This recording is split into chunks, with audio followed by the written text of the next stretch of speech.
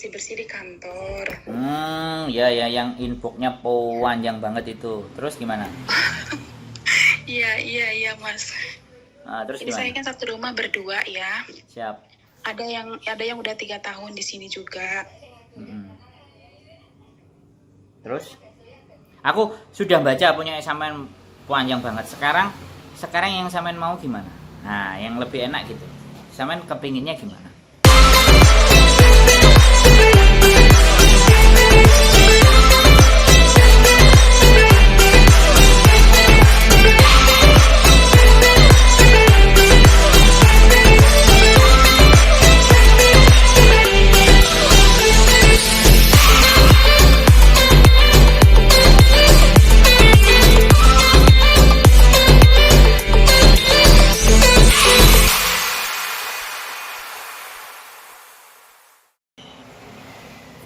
Ya apa yang harus kita lakukan gitu Mas.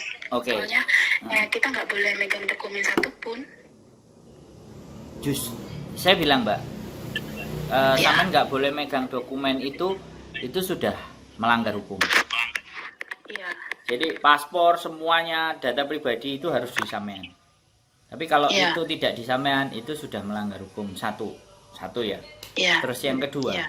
selama sampean bisa membuktikan, saya bilang kan, selama bisa membuktikan foto aja dianya nyuruh ya. Dianya nyuruh kemudian habis itu ya udah pancing untuk suatu saat sampai ndak mau. Terus yang kedua dia nyuruh, terus dia kalau sampai ada ancaman-ancaman semuanya, kalau itu memang bisa terekam jauh lebih baik, walaupun suara walaupun apa. Nah nanti sekali lagi sampean tak kirimin bahwa sampean nggak boleh libur, itu juga tidak boleh. Saya ada nanti tulisan Hongkongnya, sampean tinggal tunjukin ke majikan. Yang pertama, yang kedua, bekerja di luar yang kontrak tertera itu tak carikan juga hukumnya. Jadi sampean mulai melawan gitu loh. Tetapi sekali lagi sampean harus kantongi beberapa bukti dulu. Jelas itu tidak boleh gitu. Terus sampean saya ada buktinya, tapi buktinya di HP yang mati Mas, HP yang rusak. Ya gimana ya, sampean cari lagi buktinya. Cari lagi ya, harus ngumpulin lagi nih. Kalau chattingan sama majikan gitu, misalnya majikan nyuruh bersih-bersih kantor gitu, ada. Apa ngancam majikan akan ini kalau nggak nurut majikan akan motong gaji, itu ada. Tapi gini, tapi ketika sampean tidak melakukan perlawanan ya dianggapnya sampean mau. Nah itu yang kena kita juga. Iya, enggak, dia menyuruhnya itu bukan ke mas saya langsung Mas, jadi nyuruhnya sama pembantu yang lebih lama. Tambah direkam juga lebih bagus. Tambah direkam lebih bagus. Berarti pembantu lama juga itu mengiyakan sebuah pelanggaran. Bisa diajar sekalian. Kan pertanyaan saya. Dia ngelawan, karena dia takut kalau dia ngelawan nanti di blacklist. Ya itu urusannya dia. Tetapi kan harusnya juga dia tahu gitu loh. Ya sekarang gini Mbak, sampean kan bukan di agen kami, sehingga kami tidak bisa langsung menegur majikan sampean kan, sekali lagi. Dan saya juga nggak ngerti, apakah sampean juga sudah komunikasi dengan agen? Sudah, tapi agennya nggak ada tanggapan. Oke, ada dua kemungkinan sekarang. Sampean mau konsultasi langsung dengan KJRI menceritakan apa yang sampean rasakan, atau sampean mau naik ke labor. Jadi menurut saya gini, aku kadang-kadang teman-teman itu kadang baru, nggak ngerti apa-apa, tulus niat pingin bekerja, mencari nafkah dan semuanya. Tapi terjadinya di Hongkong harus seperti ini, kan kayak gitu tuh. Sehingga ketika kita ngelawan, jatuhnya nanti aku kok dipulangkan, aku kayak sombong, aku kayak gini, kan pasti seperti itu, dilema dalam hati itu seperti itu. Nah sekali lagi, kalau menurut saya ikuti kata hati. Kalau memang sampean mau ngelawan, lawan. Tapi bagaimana sampean menemukan bukti-bukti yang memang ada, semuanya disiapkan, terus dikirim, diamankan. Jadi kalau sewaktu-waktu HP sampean diminta, ya kan, data itu tidak hilang. Di screenshot, dikirim ke siapa dan ABCD untuk pembuktian bahwa itu nggak ada. Semuanya kalau ada rekaman suara, makanya di Hongkong itu kan selalu banyak CCTV kan Mbak. Itu tujuannya apa sih? Orang melakukan kejahatan itu bisa dideteksi. Lah kita juga kalau di dalam rumah orang melakukan kejahatan ya juga harus dideteksi. Kalau perlu ya mungkin sampean masih mentalnya dalam artian lagi menjajaki Hong Kong itu kayak apa. Tapi ketika hal seperti ini didiamkan, maka yang terjadi kita ya akan ditindas, gitu loh. Iya, ya terus-terusan seperti itu Mas, dianya kalau seperti itu, kalau iya lagi dong, marah, tapi seperti itu terus kami. ya jadi langsung aja temuin majikannya, berani nggak langsung ngomong lawan, aku nggak mau. Kalau aku nggak mau kamu suruh kayak gini dan kayak gitu, terus kamu mau seperti apa? Kamu orang Hong Kong, ini kontrakku, kamu bisa baca kontrak ini nggak? Kontrak ini saya nggak boleh. Di dalam kontrak ini tertera saya harus bekerja yang sesuai ada di kontrak ini. Nah, ketika ngomong kayak gitu, rekaman sudah jalan. Marah-marah, kamu gini, sep. Sampai ngadu ke Lebor. Bukti-buktinya kasih ke Lebor. Lebor pasti akan kirim surat ke majikan. Jadi sampean jangan break dulu, jangan notice juga dulu. Kita kita mainkan ke Lebor. Mana? Kalah menang kan setidaknya kalau ataupun sampean kalah ataupun bagaimana dan seperti apa, ya kan? Sampean keluarnya terhormat karena sampean berani melawan. Iya Mas. Nah ini majikannya kan ada di Cina, jadi kita komunikasinya lewat WeChat. Iya. Ya lebih enak dong menolaknya. Iya. Menolak Kak, sampean silahkan menolak. Kalau dia marah-marah bantah kan pakai suara. Suara itu bisa dijadikan bahan alat bukti. Iya. Gitu ya ini akhir bulan ini dia suruh saya bantu beres-beres di kantor karena mau pindahan katanya. Itu kan melanggar hukum kan? Iya, ya bilang aja saya enggak mau. Saya cukup sekali 2 kali aja, ternyata kamu tak biarin malah kamu nyuruh. Mohon maaf, kalau kamu bisa baca kontrak, di kontrak saya tidak bisa bekerja yang di luar tertera di kontrak. Silahkan. Dibilang aja nggak mau. Terus kalau dia marah-marah, kan kalau pakai voice call atau pakai HP, sampean punya 2 HP, direkam aja salah satunya. Itu sampean bawa ke Lebor udah menang itu. Chattingan berupa apa itu kayak voice. SMS gitu nggak apa-apa ya Mas ya? Ya nggak apa-apa, voice juga bisa. Voice itu tambah lebih memperkuat. Oh iya. Ya harus cerdas, harus pintar. Kalau sampean lapor ke KJRI monggo, sampean lapor ke Lebor monggo. Kalau lapor sama-sama kami, curhatnya sama kami, yang terjadi kami hanya bagaimana menunjukkan caranya untuk melawan dan bagaimana melawan dengan bukti-bukti yang ada. Pastinya saya akan bisa berbuatnya seperti itu. Karena kalau sampai agent kami, ya kami pastinya akan menegur majikannya kan. Kan perbedaannya di situ. Makanya boleh suatu ketika sampai ada waktu libur main ke kantor Jungwan. Nah, sampai tinggalnya di mana? Saya tinggal Kowloon Tong. Nah, kalau Kowloon Tong itu boleh Lebornya pakai di Jungwan boleh karena Kowloon Side. Jungwan itu juga ada Lebor. Jadi sekalian main ke Bandung ngobrol-ngobrol terus mau diperkarakan. Cuman jangan hari Minggu. Kalau hari Minggu kan kantor Hong Kong tutup. Iya. Saya nggak boleh libur sama sekali Mas. Nggak ada libur. Itu sekali lagi kalau sampean nggak boleh libur itu juga melanggar undang-undang, Mbak. Dalam satu minggu itu harus ada libur 1 kali.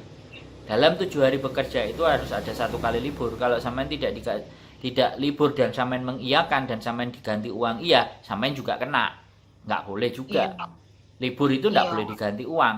Lah kenapa kok diganti uang anak-anak mau? Ya karena anak-anak butuh. Aslinya kalau diperkarakan dua-duanya bisa kena. Jadi harus maksa libur. Nanti sampean makanya datang ke kantor kada libur itu sekali lagi ya sampean harus minta. Depresi saya nggak libur, stres saya nggak libur. Kamu aja kerja 1 minggu juga harus ada liburnya. Mulai melawan seperti itu Mbak, mulai menantang seperti itu. Nggak apa-apa kalau itu benar itu. Aku pokoknya kalau nggak kamu kasih hari Minggu, aku Senin, Selasa, Rabu pokoknya. Dan di dalam peraturan perundang-undangan dalam 1 bulan kalau liburnya dihutang itu harus digantikan di bulan itu juga, nggak boleh bulan berikutnya. Nah kayak gitu, itu peraturan Mbak. Kalau saya mau tunjukin peraturannya ada semua bahasa Indonesia. Cuman kan memang kadang-kadang anak-anak berangkat ini nggak mau belajar. Terus pokoknya manut PT ya sudah rame-rame kan. Ya PT ini belum majikan. Nah makanya akhirnya sampean punya kesempatan ngomong dengan saya. Ya ini lagi Mas, saya kan masih potongan 2 bulan lagi kan. Nah bingungnya di situ Mas kita. Nggak ada masalah potongan itu. Iya. Ya menurut sampean ya memang harus konsekuensinya, tapi kalau ibaratnya ya kali lagi ada potongan dan ABCD itu yang menyebabkan teman-teman itu mau maju mundur enggak, tapi potongan itu juga bisa dilaporkan Iya. ke KJRI. Saya dipotong sekian sekian sekian, apalagi pemotongannya itu ada bukti pembayarannya sampean juga ada, wah tunjukin juga. Ada saya butuh pembayarannya. Organisasi itu seneng nyari orang kayak sampean gini. Iya.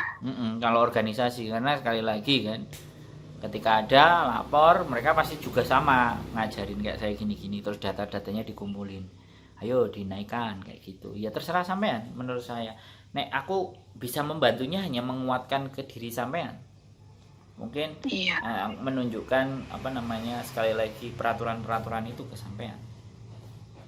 Paling yang bisa saya lakukan di situ. Tapi bergeraknya, melawannya ya mestinya sampean sendiri kan. Iya. Begitu ceritanya. Ada lagi yang mau ditanyakan? Oh iya Mas, ya saya tak coba sholat ya Mas ya. Mudah-mudahan ya saya dapat petunjuk gitu Mas. Soalnya saya dik terus, saya takutnya gimana, orang saya juga baru di sini baru 2 bulan, ya kan? Ya saya ngerti, tapi di dunia ini kan tidak ada yang kita harus takuti selain sampean kan percaya kan? Iya. Nah, rezeki itu selalu ada jalannya. Jadi sampean memberontak, sampean melawan pun juga ada caranya kan, nggak semerta-merta. Iya. Nah, tinggal sampean minta doanya ya dikuatkan hati saya, dilembutkan hati majikan saya, kan kayak gitu. Kalau memang langkah ini yang harus saya ambil, berikan saya petunjuk, kan mintanya ke situ. Iya Mas, saya juga sering minta di situ. Sampean yakin aja bahwa hidup itu rezeki nggak cuma ada di situ saja toh. Iya, ini kan majikannya katanya sih rencananya bulan depan awal baru pulang ke Hong Kong lagi gitu kan. Ya. Jadi pas majikan di rumah itulah. Ya kalau saya sih nggak ada masalah. Kalau saya sih ya dalam hidup saya, kalau sesuatu tidak sesuai dengan hati nurani saya dan saya belajar dan saya melihat ternyata undang-undang dan peraturan itu juga tidak memihak ke majikan, ya tak gas Mbak. Kalau saya sih begitu. Iya sih Mas, saya sudah pengen bergerak dari dulu. Cuman kan dianya ngancamnya ini loh Mas, yang ngancam mau ancaman-ancaman, yang ngancam mau dikurangin gaji, nggak dibayar gajinya, apa kan mengancam seperti itu. Ya sampean ngerti nggak, kalau sampean tidak digaji, sekali lagi sampean bekerja di tempat itu dan sampean tidak digaji dalam 1 bulan atau dalam periode 1 minggu, sampean bisa menuntut ke majikan 350.000 Hong Kong dolar. Kalau dia terlambat, nggak dengerin saya ngomong.